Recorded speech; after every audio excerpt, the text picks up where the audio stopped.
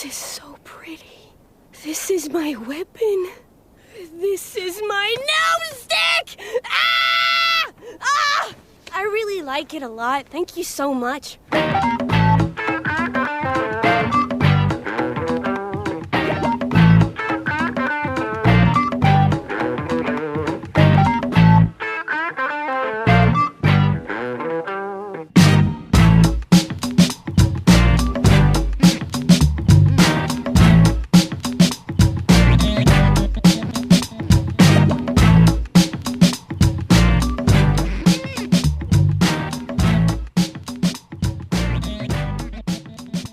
Hello and welcome to episode 11 of the Mark and Me podcast. As always, I'm your host Mark, and joining me on today's episode is Laurence Leboeuf, the actress from one of my favourite films, Turbo Kid. She plays the part of Apple, and I hope if you've tuned into this episode you've seen the film. If you haven't, stop this right now, go and watch Turbo Kid and come back and then listen, because we're going to talk quite a lot about what happens in the film, but also it's a bloody damn good film, and that's why I've dedicated a whole episode to this movie. It is an absolute love letter to the 80s, and if you know me or have listened to Skip to the End, you will know how much I adore the 80s. The fashion, the music, and especially the films, and this film feels exactly like it should have been out there alongside stuff like E.T., The Thing, and all these other classic 80s films. So please go check out this film, and if you've seen it already, you're in for a hell of an interview.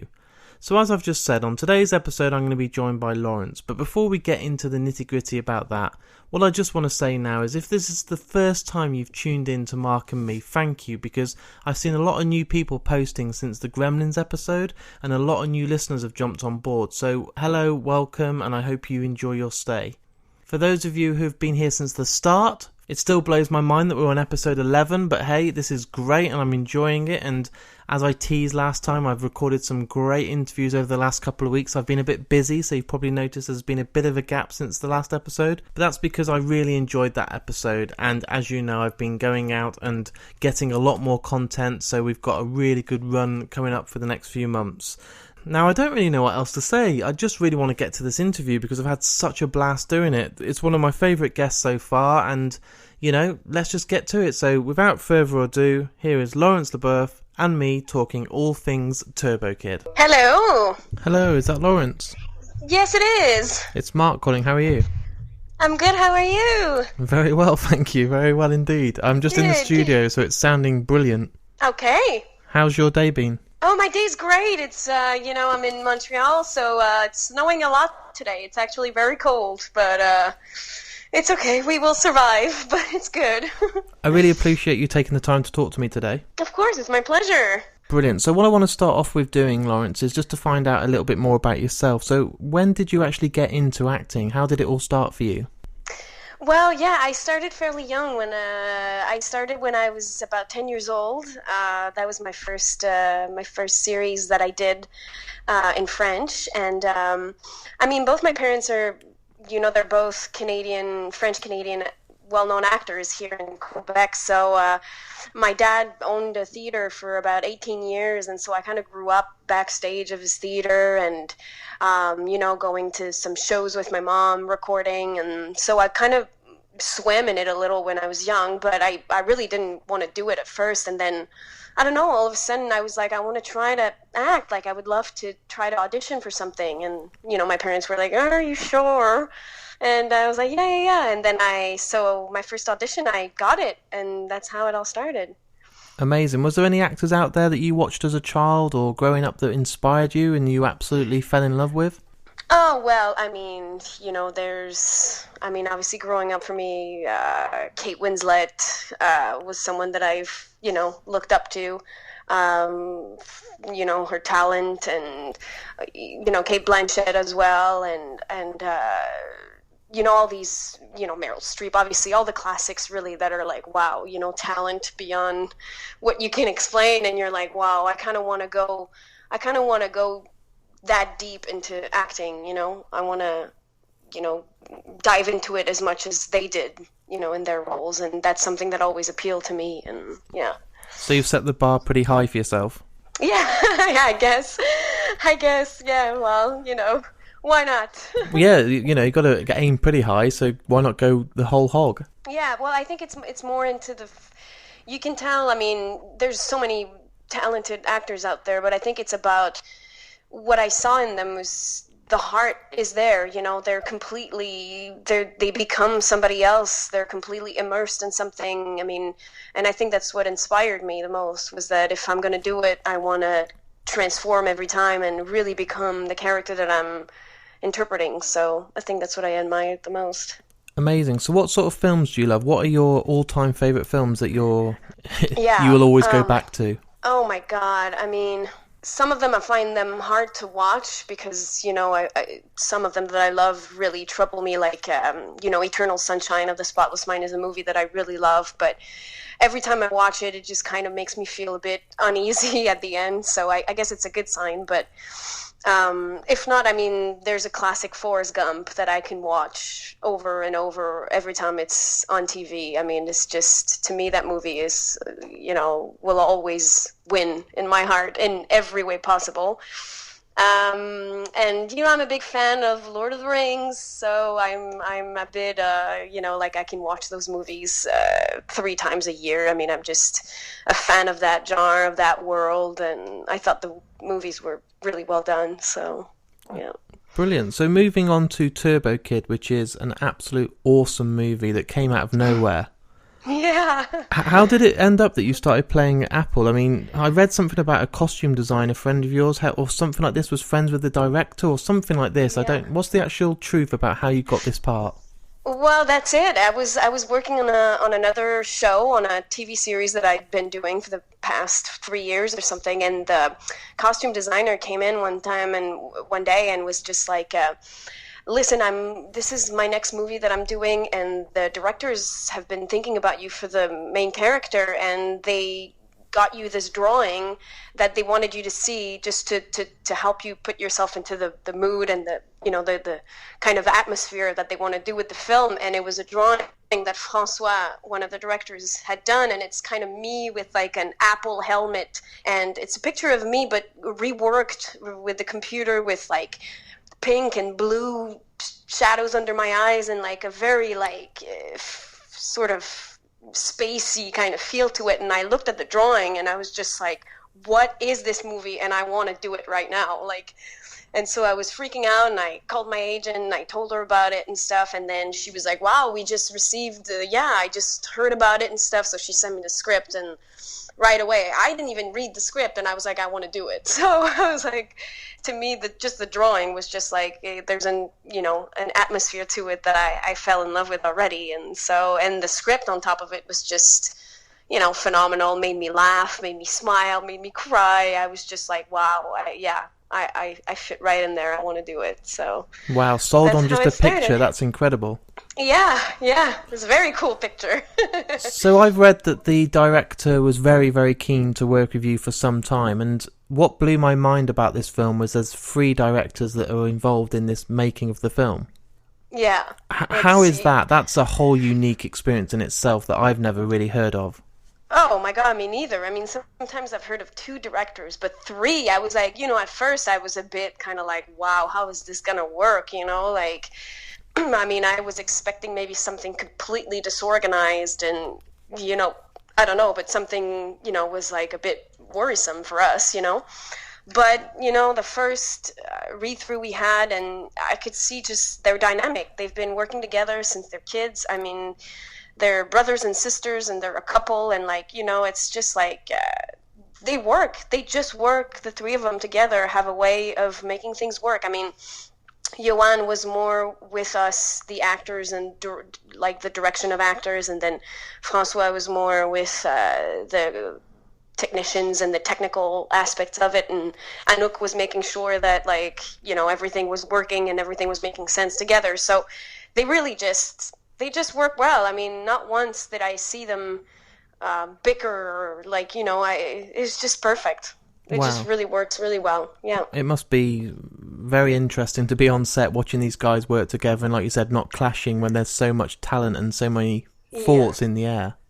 Oh yeah, no, definitely. And it was to watch them, the pleasure in their eyes of seeing, like they were the best public, like everything that we would come up with, like me and Monroe or Michael or anybody, like we come up with ideas and they're just so keen to see what we're gonna come up with and what we can try to make better or change, or like it was just a very free spirited atmosphere on set, and to watch them watch on screen the bodies exploding and the blood and the, it was awesome. They were like children, it was just, I call them the kids, it's kind of great. So it's very cute. Apple is such a unique character, right? And I will put my hand up and admit it's impossible not to fall in love with Apple. What was it about this character, apart from this amazing picture, that drew you in and hooked you in so much? Well, I think that's that. I also fell in love with the character when I was reading it, and it was the humor that got me, and also the heart and the naiveness of her, and we forget to look at the beauty in life so often and every day, and we all do it. And Apple is just a reminder that we gotta look at things and marvel at them every day, all the time. Everything should be mesmerizing, and she reminded me of that as soon as I was reading it, and it was an energy that I thought, wow, it's just love. She's just love and happiness, and I think sometimes we need that a little bit more in our world. So especially right now, yeah, definitely. Yeah, especially right now, and she's just a breath of fresh air, and she reminded me anyway not to forget about the small things, So. Amazingly put. Yeah. Apple has a very unique look, especially the outfit. It's kind of a retro Barbie in a sort of boiler suit look, which shouldn't work, but it does. Did you get much choice in what she wore and how she portrayed herself? Well, listen, I have to admit that the costume designer, Eric, was just like, he had this thing in his mind, and we had one fitting, and we tried it, and then the belt came on, and then the little stuffed bear, like rabbit, and everything just came together in the first session. I was like, holy shit, Eric, this is it. Like, I mean, that's the one. And we were both freaking out, and like, he was so happy, and it just worked. It worked, the socks and everything, so it was really his creation, and I could not have seen anything else, it worked perfectly. Was there any concern from you at any point that people might not appreciate how bizarre she is, and you had to kind of decide with Apple how to get it in terms of the right balance for her performance? Yeah, for sure. I mean, going into this, I don't think anyone expected the movie to have this much success, and I think maybe that's one of the reasons why it worked as well. It's because we went in and wanting to have fun, wanting to make the best of this, and wanting to dive in the world, and just between ourselves almost, let's make this the best that we can do while having fun. And like, obviously I had never done really any comedy. I've done, just drama really. So it was my first time touching that. And I was telling, the directors, and I was like, you're going to have to tell me when it's too much, because I don't know how to gauge this. I've never done it. So I'm going to really just throw myself and not be shy to do more, but you got to pull me back if it's not on the line, if it's like really outrageous. So, I mean, throughout the shoot, they were always good to bring me back or tell me, no, that's perfect. Go there, go far, and so I think that's how we found the balance. But, I mean, I'm so happy, that people got the humor and got the mood and got the vibe, and, we couldn't be happier. One of the things that impressed me and made me fall so much in love with this film is the little use of CGI. Yeah. That's rare nowadays in films. How good was it being on set and seeing these real explosions and over-the-top blood and just not this green screen all the time? It must have been quite refreshing for you. Oh, yeah, it was awesome. I mean, there was no green screen. I mean, not that I can think of right now. And, like, this movie was a real homage to, the 80s and the B movies and, so it was just like, it was okay that not everything was perfect. That's the look of the film. That's the style of it. And it was just, yeah, really thrilling to see like the intestines and the stuff. And it was like real mechanism of like, oh my God. And it's just the blood and too much blood and so much blood and raining blood. And like, it was outstanding. It puts you right into the mood of the film. And yeah, for sure. It was really refreshing to be able to kind of see what you're working with, you know. It sounds like you had an absolute blast making this. Yeah, it was. I mean,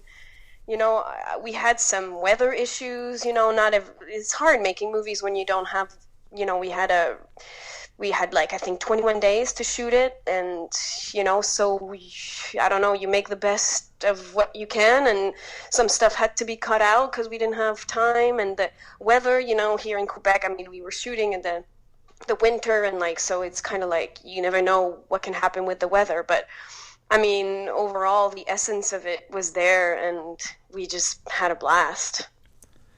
Apple as a character is very naive and at times quite childlike, but at the same time is pretty much the most kick-ass character that will come out.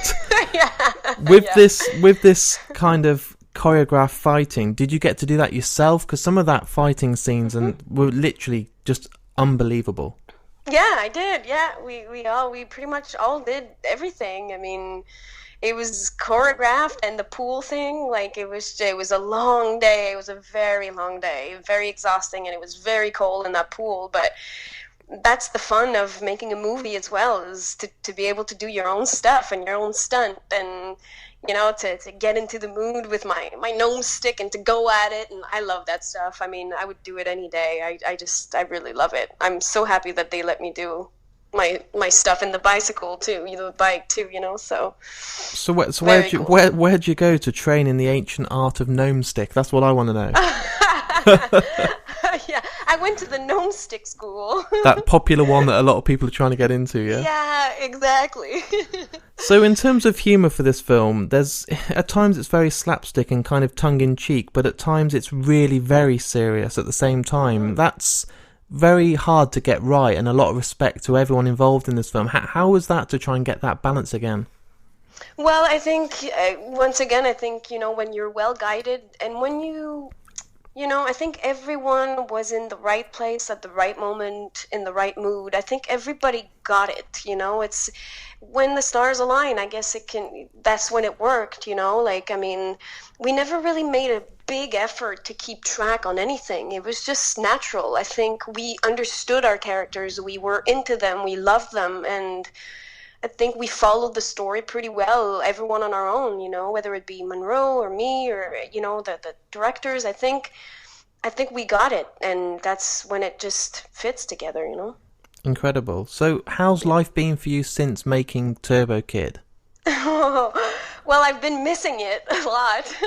I miss the universe. I miss the world. But it's been great. I mean, like I said, we started off in Sundance. You know, like, was it last year or 2 years ago? I can't remember the time. It was a couple of years ago. Yeah.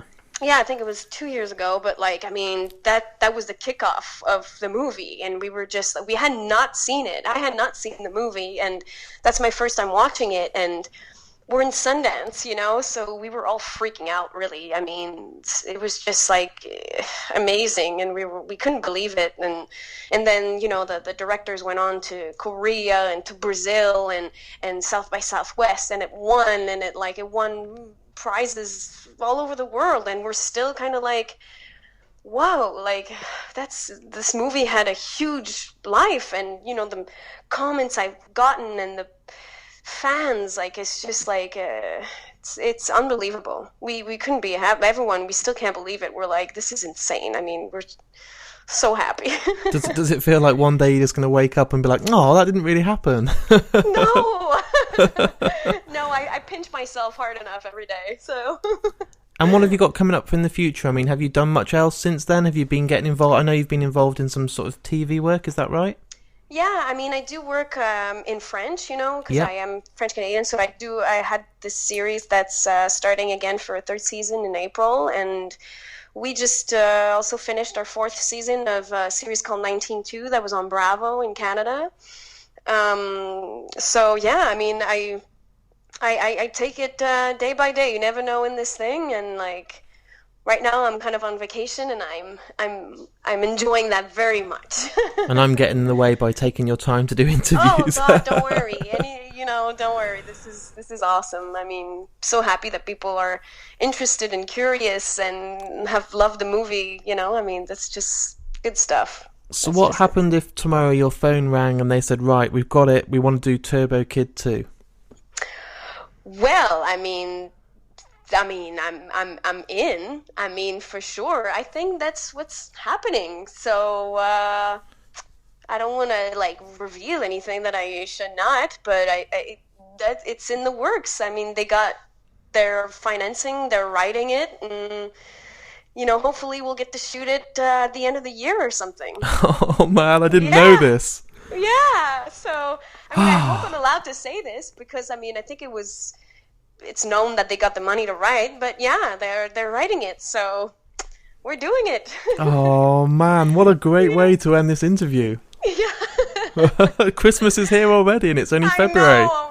Oh my God, yeah. I can't wait. Wow, so filming should be hopefully happening this year and we should hopefully see you back next year then. I mean, hopefully, that's when, I don't know, because these things sometimes take longer or whatever, so if it's at the end of this year or the beginning of the next one, or who knows, but, it's happening, and it's going to happen, hopefully, sooner than we think, so...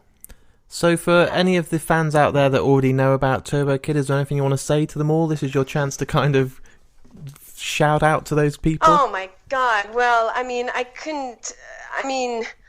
couldn't be prouder to have people being fans of this movie. It's such a heart movie, and I find that, the people that have reached out to me, the people that have, made comments and whatever, everyone seems so smart and just like full of, I don't know, if you love the movie is because you're open-minded and your heart is at the right place and you want to just have fun, you want to smile and you want to laugh and you don't want to take yourself too seriously. So I think the Turbo Kid fans are just the best. They are the best. We are the best ever. Yeah.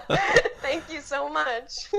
So there we have it, the interview with Laurence herself. What an absolute delight of a person to interview. Seriously, so positive, so enthusiastic, and just so passionate about this film. And you could hear it from the moment we started talking. I kind of just really clicked with her, and we just had this really fun, energetic interview, and it was an absolute blast. It's definitely one of my favourites so far.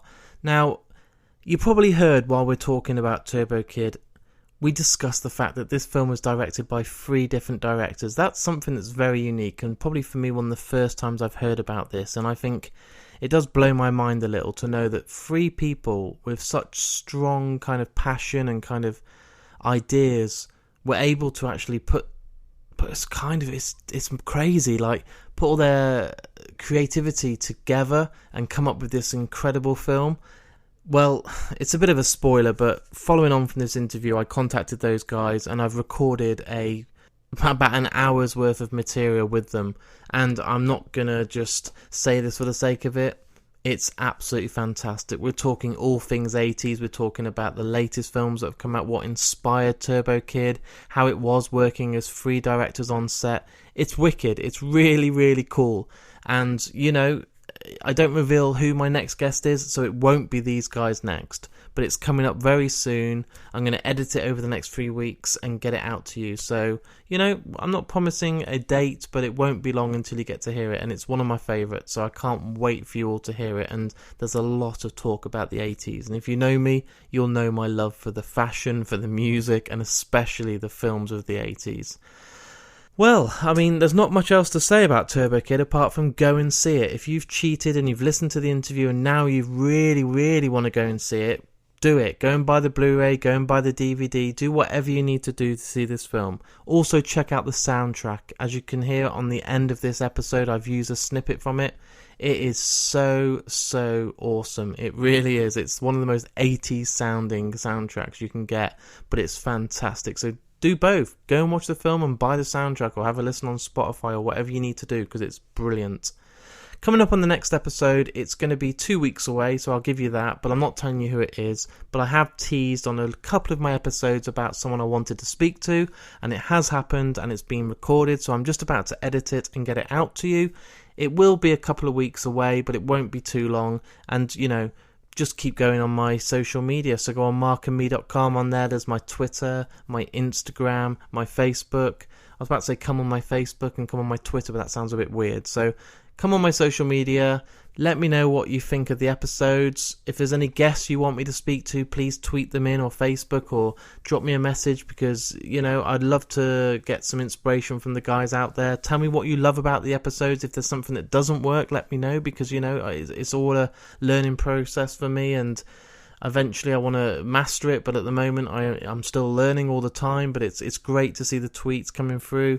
The response for the Gremlins episode was amazing, so I'm really glad that it kind of had the effect I wanted it to, because it took a long time to get that interview, and, I think the response to Zach has been phenomenal.